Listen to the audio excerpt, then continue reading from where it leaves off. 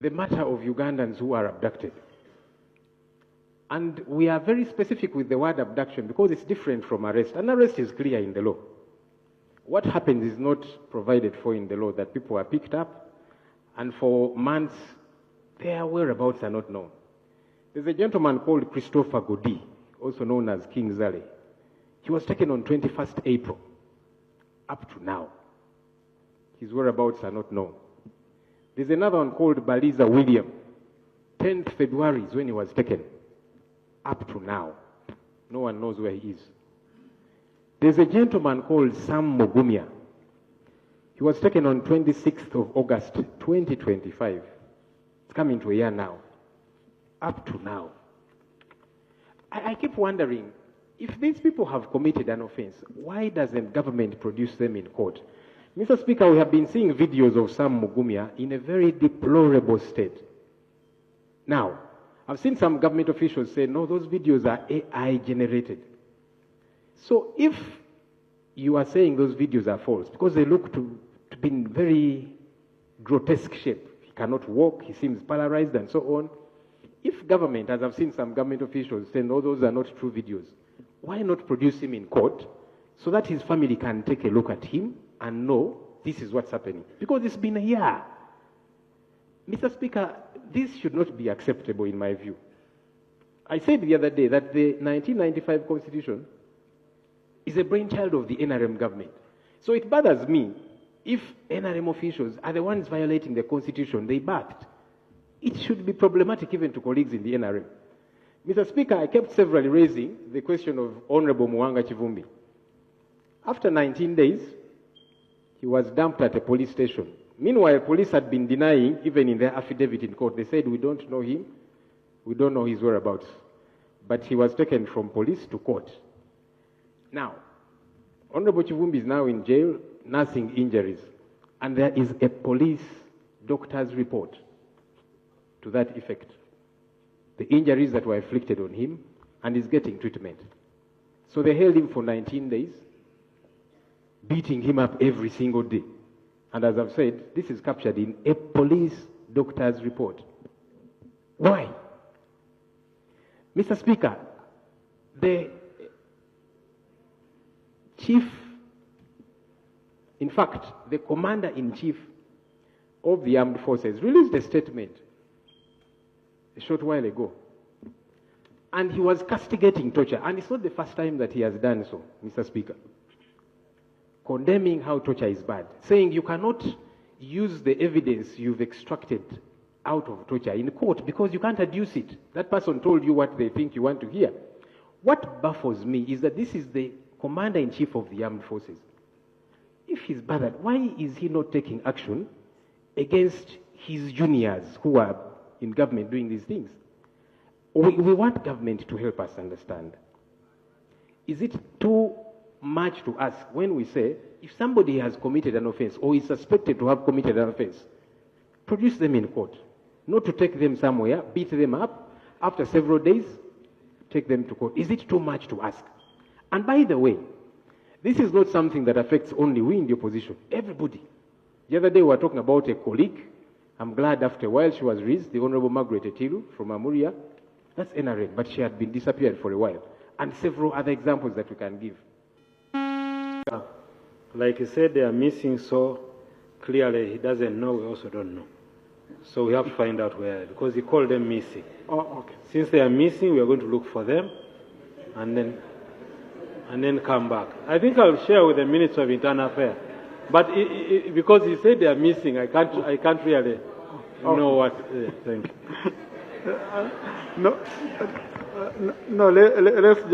Let's leave it at that, since they promised. But these are serious issues. Okay, these are serious issues. Attorney General, you want to add on anything, or you're comfortable?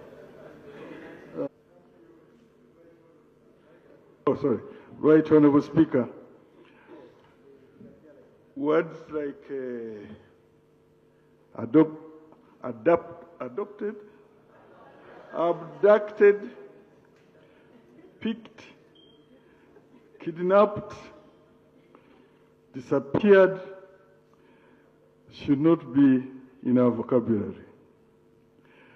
The issue has been brought here before, and I recall the Speaker, the Right Honourable Speaker, was in the chair at that time, stated that this is a very serious matter and it required a special session for the entire House to debate this issue. And that's where it stands today. Okay, please, let's continue. We've been working, and the cousin to the Minister of Internal Affairs has promised to link up with the Minister of Internal Affairs. We shall continue asking for updates. Right, Honorable Speaker, I want to begin by giving some credit because I might have opportunities to complain and quarrel. So let me begin by giving some credit. Honorable Speaker, when we were last here, you were not the one presiding. I raised several issues, but two among them was the question of medical interns, because there was a government policy coming through to review that, so that medical interns don't get the facilitation that they have hitherto been getting over the years. And I thought that was problematic. I also raised the question of some persons that had been abducted. The Vice President was present and the Prime Minister. Specifically, the Vice President said there's going to be follow-up on these issues. I did see correspondence. I received correspondence in my office from the Government Chief Whip. She wrote to the relevant ministers saying these issues have been raised. Please do follow up because Parliament will require a response. Right, Honourable Speaker, I thought that was a very good thing. Because it's not been happening, at least in the past. Never would I get feedback that the issues we have raised are being followed up on. So I want to appreciate the Government Chief Whip for that correspondence. Now that you have clapped, I will be asking her, okay, now where are the responses? At least the correspondence came through, and I do appreciate that. I hope it continues to happen, so that when we raise issues, government takes them serious to the extent that it shows we are following up. Then we can bank on that to say where and how far have you gone with the follow-up. So Government Chief Whip, please keep that up. So now I want to ask, where is the response? I hope that that response comes through, because the Vice President promised us that Cabinet is going to sit and review this policy on medical interns. I got calls from some of them. They are meant to report either this week or next, thereabout, for their deployment, so they are still stuck. They don't know, will the facilitation come so they can get where to rent, plan, feeding, transport, and so on. I think it would be good that we get that response as well. The other, one of those issues that I raised was on the colleague, Honorable Margaret Etilu, the Amuria woman MP. Again, days later, she was released. And really, it wasn't just my voice. There were several voices in different fora that did come through, and our colleague was released. I interacted with her. It's good that she was released eventually. Because in the first place, she should never have been detained that way, especially without the family knowing and so on. So we hope that now we can get feedback on the others. The other name that I raised was somebody called Christopher Godi, also known as King Zale. The Government Chief Whip captured that name. It's coming to 3 months. The family of that young man does not know his whereabouts.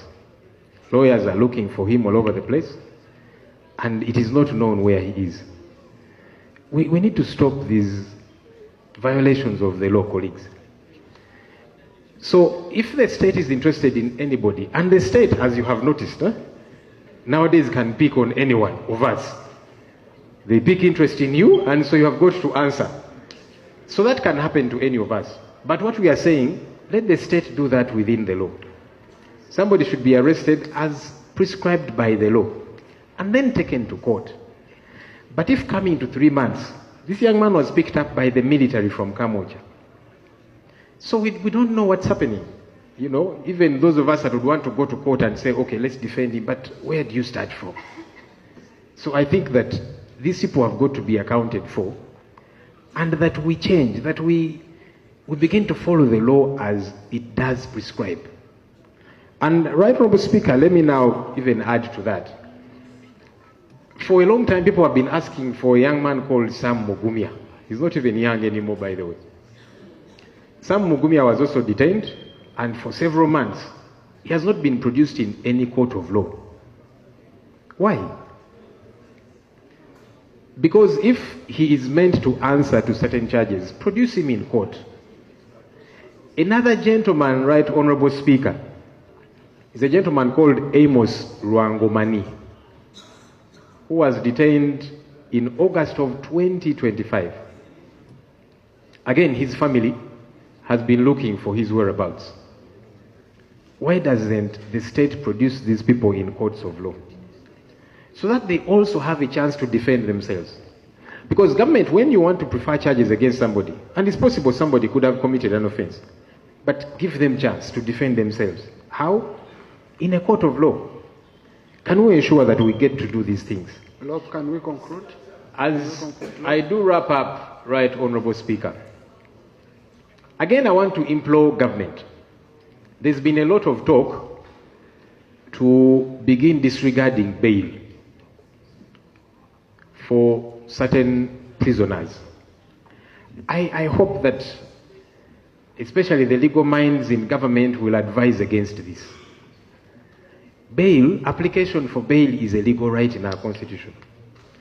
Let us not scrap it. Let us not even think about that, because Article 28(3) of our constitution, the presumption of innocence, that's why somebody can show up in court and say, okay, now that I am innocent until court determines otherwise, let me be tried as I come from home. But if government now begins to moot the idea to say, for certain offenses we should scrap bail, you are judging this person guilty before court does.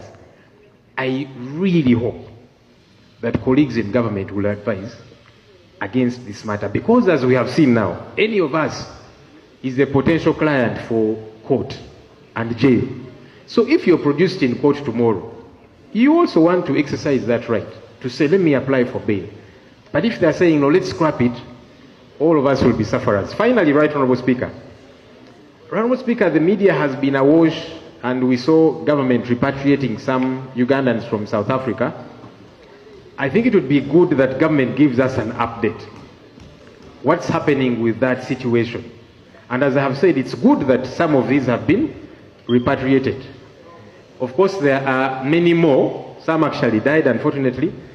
There are many more that are still stuck in South Africa. So we are saying, good, some have been brought back. But there's many more that are stuck in South Africa. What's happening around that situation? Also, how are we going to deal with the diplomatic relations between us and South Africa? Because, Right Honourable Speaker, I have seen some government officials in South Africa, including some ministers, there's a minister who said, okay, we don't agree that these people get to be beaten, but why don't they go back to their countries? Honourable LOP. In essence, you're saying we should do everything we can to throw them out. Honourable LOP. Can government talk to us about this issue? Rastaman wants to give some information with your permission, sir. Just wait, Honourable Musira, and I briefed you. The Acting Minister for Foreign Affairs has been given space tomorrow on the order paper to bring a statement on this issue. Okay? And we shall be able to debate it so that all of you who want to contribute on the same can be picked. Okay? Honourable Songo, procedure matter. When we are handling these matters, we must look at Chapter 4 of the Constitution, which caters for the Bill of Rights. Article 51, 52, 53, 54 put in place the Human Rights Commission. And where government fails to act, it is the duty of the Human Rights Commission to come out.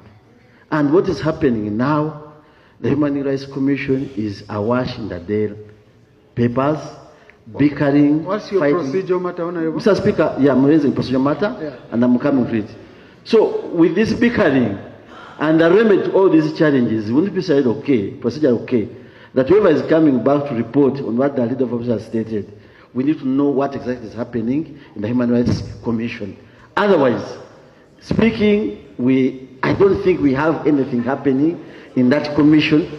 People are fighting each other, and it's painful, Mr. Speaker. Thank you. It's painful. Governments must come out directly to tell us what's happening. And the Attorney General is here. He knows the role and duties of the Human Rights Commission by the Constitution. Where is the Attorney General? But let's, no, never, colleague, I'm not inviting you back on the floor. I got your point, okay, though it wasn't procedure in nature, because that's why I was asking if they've responded, whether it's you or it's the lead of government business, government side you can